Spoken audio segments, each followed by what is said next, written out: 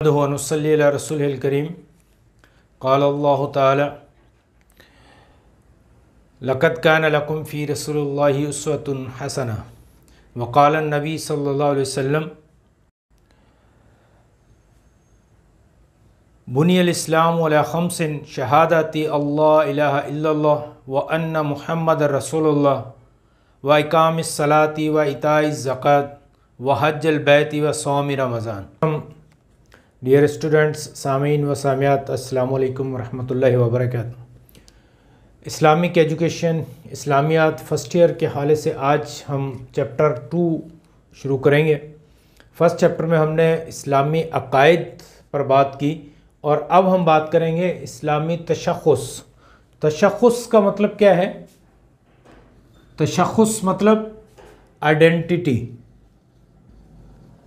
Identity मतलब पहचान, यानी अक़ाइद इस्लामी होने के साथ हमारा एक ईमान तो मुकम्मल हो गया, हम ईमान तो ले आए, लेकिन अब हमारी पहचान क्या होगी? यानी जैसे एक मैनिफेस्टो तो बन गया, एक नक्शा तो बन गया, लेकिन अब वो बिल्डिंग क्या बन रही है?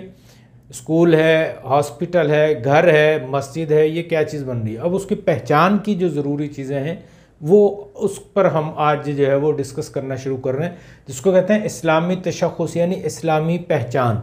यानी ऐसी कौन सी चीज़ें हैं जिससे इंसान के इस्लाम को पहचाना जा सके, इंसान के मुसलमान होने को पहचाना जा सके। तो ऐसे कौन सी चीज़ें हैं? उसमें नबी सल्लल्लाहु अलैहि वसल्लम फरमाते हैं बुनियल इस्लाम अला ख़म्सिन, कि इस्लाम की बुनियाद 5 चीज़ों पर है। वो 5 चीज़ें कौन सी हैं? कलमा शहादत, नमाज, रोज़ा, हज और ज़कात। ये वो 5 चीज़ें हैं जिनको नबी सल्लल्लाहु अलैहि वसल्लम ने इस्लाम की बुनियाद कहा है। बुनियाद यानी अरकान इस्लाम जो है इसको कहा जाता है। अरकान का मतलब क्या है? अरकान लफ्ज़ रुकन से, रुकन का प्लूरल जो है वो अरकान है। अरकान की मीनिंग, रुकन की मीनिंग है पिल्लर। पिल्लर, सतून, जिसको सिंधी में हम थोड़ी भी कहते हैं, जो छत के नीचे जो है वो दी जाती है। अगर वो थोड़ी को निकाल दें, उस पिल्लर को निकाल दें, तो छत जो है वो बिल्डिंग जो है वो पूरी नीचे गिर जाती है। उसको जो है वो अरबी में रुकन कहा जाता है। तो रुकन की जमा है अरकान। अरकान है इस्लाम, यानी ऐसी वो 5 चीज़ें जो कि इस्लाम का रुकन है, इस्लाम का सतून है। अगर उनको निकाल दिया जाए तो वो एक पूरी बिल्डिंग जो है वो हमारी कोलैप्स कर जाएगी। आजकल आपने देखा होगा जब बिल्डिंग्स बनती हैं तो उसमें पहले जो है वो कॉलम खड़े किए जाते हैं। कॉलम यानी पिलर्स, यानी सतून, यानी रुकन जो है वो खड़े किए जाते हैं। फिर उसके बाद जो है वो दीवारें बनाई जाती हैं। अब उन जो पिलर्स होते हैं उसके ऊपर छत डाली जाती है, यानी छत का सारा वज़न जो है वो सिर्फ पिलर्स पर होता है, जबकि जो दीवारें हैं वो बिल्कुल ऐसे सिर्फ पर्दे के लिए होती हैं। यानी आप दीवार को यहाँ से तोड़ के यहाँ कर दें, यहाँ कर दें, तो उससे कोई फ़र्क नहीं पड़ता। कोई छत के वज़न पे या पिलर पे या बिल्डिंग पे कोई असर नहीं होता, चाहे दीवार को आप जहाँ से मर्जी तोड़ दें। क्यों? कि छत का जो वज़न है वो पिलर पर है। अब ये इस 5 चीज़ों को पिलर ऑफ इस्लाम क्यों कहा गया? पिलर्स ऑफ इस्लाम, अरकान इस्लाम क्यों कहा जाता है? आइए एक मैप से जो है एक बिल्डिंग से हम समझने की कोशिश करते हैं। आप एक ऐसी बिल्डिंग जहन में लाएं जिसकी बुनियाद जो है वो ज़मीन के अंदर है, और प्लैंथ आपने देखा होगा कि बुनियाद भर के फिर ऊपर एक प्लैंथ डाला जाता है जो ज़मीन के लेवल से थोड़ा ऊपर होता है। फिर उसके बाद कॉलम खड़े किए जाते हैं और फिर उस पर छत डाली जाती है। इस नक्शे को, इस मैप को आप जहन में रखें। ये मैंने यहाँ डिज़ाइन किया है कि ये देखें कि ये हमारी बुनियाद है जो ज़मीन के अंदर है, उसके ऊपर ये प्लैंथ है। प्लैंथ जो सीमेंट का, कंक्रीट का सरिये डाल के जो डाला जाता है, और फिर इसके ऊपर ये पिलर्स हैं और उस पर ये छत है। इनको ज़रा समझने की कोशिश करें। ये जो बुनियाद है, इन पिलर्स का, छत का, प्लैंथ का सारा वज़न बुनियाद पर है। बुनियाद को कहते हैं अकायद। अकायद ये जो कलमा शहादत है, यानी अशहदु अल्ला इलाहा इल्लल्लाह व अशहदु अन्ना मुहम्मद रसूलुल्लाह, ये जो कलमा हम पढ़ते हैं कि आई बेयर विटनेस, कि मैं ये गवाही देता हूँ कि अल्लाह के सिवा कोई इबादत के लायक नहीं है, और मैं ये गवाही देता हूँ कि मोहम्मद सल्लल्लाहु अलैहि वसल्लम अल्लाह के बंदे और उसके रसूल हैं। ये गवाही जो है वो क्या है? वो ये प्लैंथ है। इसके नीचे क्या है, अकायद है। अब ये प्लैंथ, ये अकायद जो हैं, जो बुनियाद है वो ज़मीन के अंदर है, वो किसी को नज़र नहीं आती। वो अकायद हमारे दिल के अंदर है, वो नज़र नहीं आते, लेकिन ये प्लैंथ से जो है वो नज़र आना शुरू हो जाता है।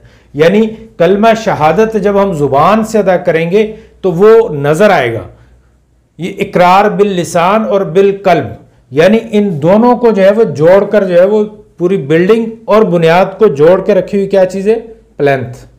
तो ये इकरार बिल लिसान और बिल कल्ब, यानी ज़ुबान से इकरार करना, सिर्फ अकीदा रख लेना काफ़ी नहीं है, अब ज़ुबान से भी इकरार करना लाजमी है। तो उसी से हमारी आइडेंटिटी जो है वो इस्लाम की शुरू होगी। उसके बाद आप देखें कि ये हमारे पास 4 पिलर हैं, नमाज, रोज़ा, हज, ज़कात, ये 4 पिलर हो गए। इनके ऊपर जो है वो ये छत है। अब ये छत क्या है, इसको समझने के लिए 4 वर्ड्स हैं, उनको ज़रा समझ लें तो ये पूरी बिल्डिंग यानी पूरा इस्लाम हमें समझ में आ जाएगा।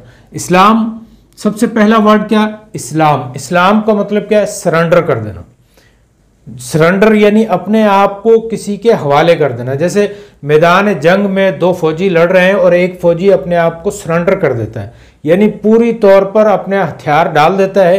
अब वो दूसरे की मर्जी पर है कि जिसने सरेंडर किया है उसके साथ वो क्या करता है, उसको मारता है, जिंदा रखता है, छोड़ देता है, ये जो भी करता है। तो ये इस्लाम मतलब सरेंडर कर देना, यानी हमने जो है वो अल्लाह के सामने सरेंडर कर दिया। दूसरी बात क्या है, इताअत। इताअत मतलब बात को मानना, लेकिन सिर्फ बात को मानना नहीं, ऑर्डर को मानना नहीं। इताअत कहते हैं दिल से मानने को, यानी जो भी अल्लाह की तरफ से जो भी अहकामात आएंगे हमने ना सिर्फ ये कि सरेंडर कर दिया, बल्कि हमने उसकी इताअत यानी दिली तौर पर उसको मानना है। ऐसा नहीं है कि बस नमाज पढ़ ली और जान छूट गई, नहीं, उसको दिल लगाकर काम को करना है, यानी दिली तौर पर हमने दिल की मर्जी के साथ जो है वो उसकी इताअत करनी है। और तीसरा लफ्ज़ है तकवा। तकवा का मतलब क्या है, परहेजगारी, जिसे हम आमतौर पर कहते हैं। परहेजगारी मतलब एहतियात करना है,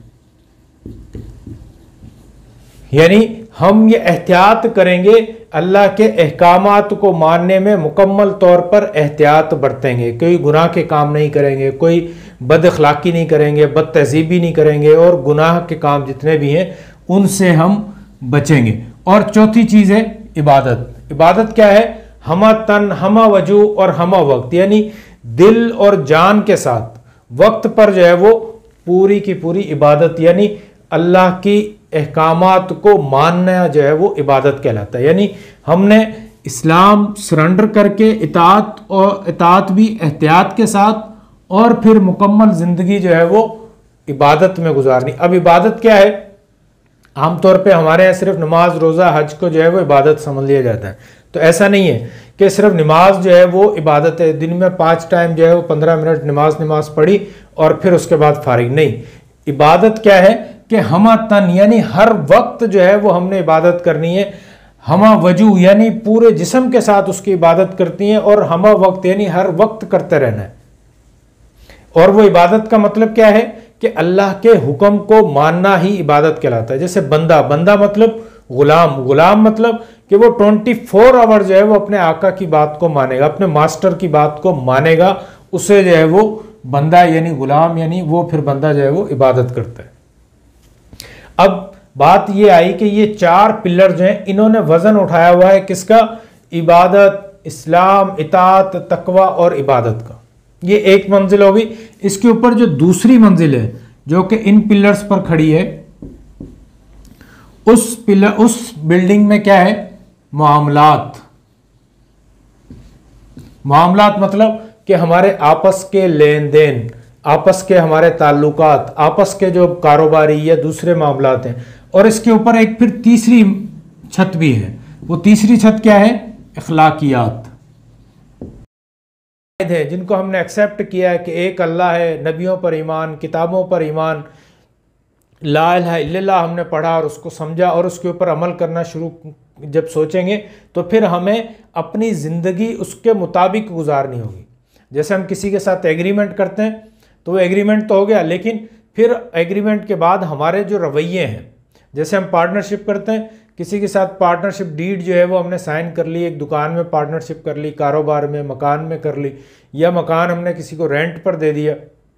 तो अब क्या है कि कि कुछ रूल्स एंड रेगुलेशंस जो हैं वो दोनों पर लागू हो जाती हैं कि उनको उन्होंने दोनों ने फॉलो करना है। वो जब उस रूल एंड रेगुलेशंस को फॉलो करेंगे तो मतलब कि वो जो पार्टनरशिप जो इन्होंने साइन की थी, जो फैसला किया था, उसके मुताबिक ये काम कर रहे हैं, वरना वो पार्टनरशिप का कोई फ़ायदा ही नहीं है। अगर दो अफराद मिलकर एक दुकान खोलते हैं और दोनों एक दूसरे को काटने के, एक दूसरे को धोखा देने के चक्कर में, तो फिर ऐसी पार्टनरशिप का क्या फ़ायदा? तो समझें कि वो पार्टनरशिप ख़त्म हो गई।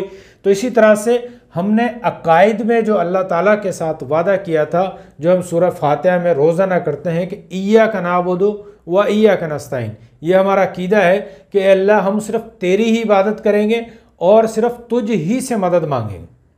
तो उसको अमली ज़िंदगी में हमने ये जो हमारी 3 मंजिला इमारत है उसमें उसको अमल करके दिखाना है, फिर हमारी जो है वो पहचान, आइडेंटिटी जो है वो ज़ाहिर होगी। ये आइडेंटिटी, अरकान इस्लाम का बुनियादी मकसद यही है कि इस्लाम के हवाले से जो मुसलमान हैं, जो मानने वाले हैं, उनकी आइडेंटिटी जो है, उनके आइडेंटिफिकेशन जो है वो कैसे होगी, वो अपने इस्लाम को कैसे ज़ाहिर करेंगे।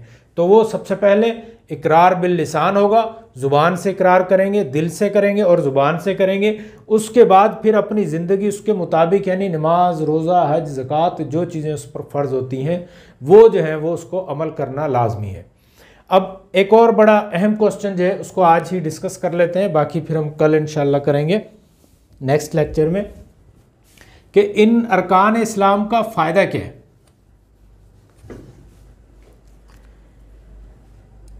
इसका फ़ायदा क्या है, बेनिफिट्स क्या हैं, इसके असरात क्या होते हैं इंसान की ज़िंदगी में। तो हमारा जो अहम क्वेश्चन ये है कि इन अरकान इस्लाम को हम माने तो फिर इनका हमें क्या फ़ायदा होता है।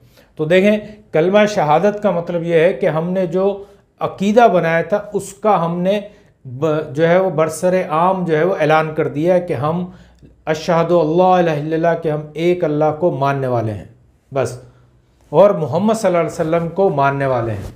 यानी अल्लाह की तौहीद का ऐलान किया और मोहम्मद सल्लल्लाहु अलैहि वसल्लम की रसालत का, उसके ख़त्म नबूवत का जो है वो हम ऐलान करते हैं, ऐलान बिल लिसान यानी ज़ुबान के साथ करते हैं। उसके बाद नमाज, इसके जैसे ही हम आगे चलेंगे तो नमाज, रोज़ा, हज, ज़कात के जो फ़वाइद हैं, इनकी कुछ डिटेल के साथ साथ हम इनके मुख्तलिफ जो फ़वाइद हैं उस पर भी बात करेंगे कि नमाज के जो है वो इंसानी ज़िंदगी पर क्या असरात होते हैं। सिर्फ नमाज पढ़ना है तो सिर्फ इसलिए नमाज पढ़ें कि जन्नत हमें मिल जाएगी, तो उसके फ़ायदे क्या होते हैं। तो अल्लाह ताला ने ये नमाज हम पर फ़र्ज़ क्यों की है, इस पर हम बात करेंगे। रोज़ों के क्या फ़ायदे हैं और रोज़ों की ज़रूरत क्यों पेश आई।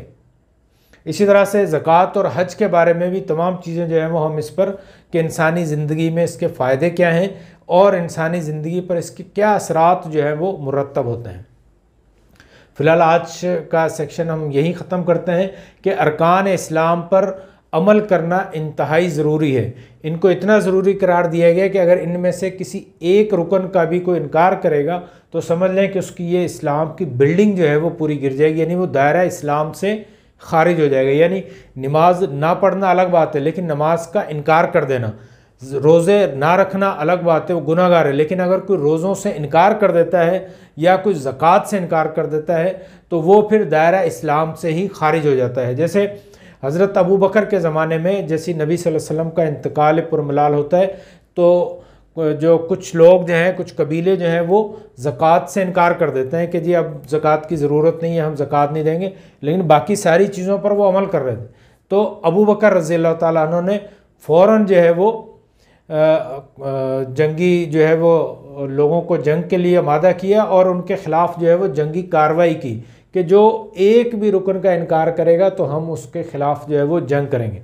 और फिर उनसे बाकायदा जंग हुई जब तक वो उन्होंने तौबा की और दोबारा जो है वो ज़कात का इकरार ना किया या फिर वो मारे नहीं गए, तो उस वक्त तक वो जंग जो है वो ख़त्म नहीं हुई।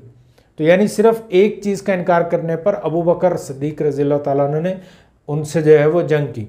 तो इसलिए ये पांचों अरकान जो हैं इसमें इनका मानना लाजमी है। इसमें कुछ लोग, कुछ अहादीस से साबित होता है कि एक छठा रुकन जो है वो जिहाद भी है। तो लिहाजा हम आगे जो है इन पांचों पर जो है, छहों पर जो है वो इंशाअल्लाह ताला डिटेल से बात करेंगे ताकि ये सारी चीज़ें जो हैं वो पूरी तरह से कंफर्म हो जाएं, पूरी तरह से हमारी समझ में आ जाए। Thank you very much. हमारे इस चैनल को ज़रूर लाइक करें, ज़रूर देखें, और स्टूडेंट्स जो भी हैं, जो फर्स्ट ईयर्स के स्टूडेंट्स हैं, ग्रेजुएशन लेवल के हैं, उनको जो है वो रेफ़र करें कि उनका जितना भी कोर्स है उसके सिलेबस की तमाम चीज़ें जो हैं वो हम इसमें आज इस वीडियोस में इंशाल्लाह लेक्चर्स में उसको डिस्कस करेंगे ताकि स्टूडेंट्स के लिए फ़ायदा हो सके, उसको बार बार वो देख सके और उसको समझ भी सकें। बहुत शुक्रिया, मुझे इजाज़त दीजिए। अस्सलाम वालेकुम।